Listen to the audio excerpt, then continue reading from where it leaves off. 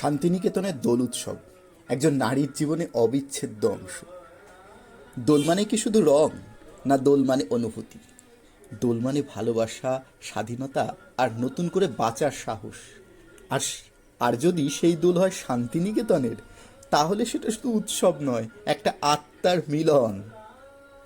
দোল উৎসব এখানে অন্যরকম। আছে সুর, আছে ছন্দ, এখানে রঙের সঙ্গে মিশে থাকে সংস্কৃতি। এই ঐতিহ্যের সূচনা করেছিলেন রবীন্দ্রনাথ ঠাকুর। তিনি চেয়েছিলেন বসন্তকে স্বাগত জানাতে হোক সৌন্দর্য আর সৌম্যতার মেলবন্ধন। একজন নারীর জীবনে দোল কেবল একটা দিন নয়, এটা তার শৈশবের স্মৃতি, কৈশোরের প্রথম ভালোবাসা আর প্রাপ্তবয়স্ক জীবনের আত্মমর্যাদার প্রতীক। কলেজের বন্ধুদের সঙ্গে হলুদ শাড়ি পরে সেও একদিন গেয়েছিল, ওরে গৃহবাসী খোলদার খোল, লাগলো যে দোল। তারপর একদিন সে সংসার করেছে, দায়িত্ব নিয়েছে, কিন্তু দোলের দিনটায় সে আবার নিজের মতো হয়ে ওঠে।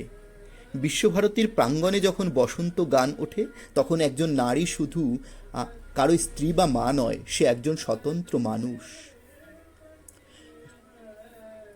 জীবনের যত বড় ঝড়ই আসুক, একদিন বসন্ত আবার ফিরে আসে। ঠিক যেমনি একজন নারীর জীবনে যত কষ্টই থাকুক, দোলের রং তাকে মনে করিয়ে দেয় সে শক্তিশালী, সে সুন্দরী, সে স্বাধীন।